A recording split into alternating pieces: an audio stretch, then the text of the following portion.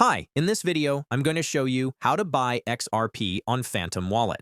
So you're going to open up the Phantom Wallet app, and then in the middle of the screen, you're going to see different options. We have receive, send, swap, and then buy. You're going to go to the left side and select the receive option. Now, after selecting the receive option, you're going to look for Ethereum, so it's right there, the second option, and then you are going to copy the code.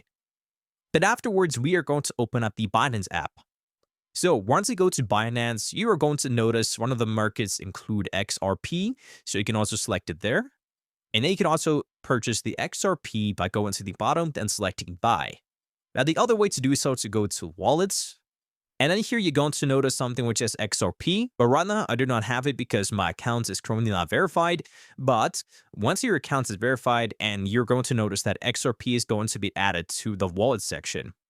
On this app, all you need to do is you need to enter the link that we copied from our Phantom wallet, and it's going to be automatically sent to the Phantom wallet once the purchase is complete.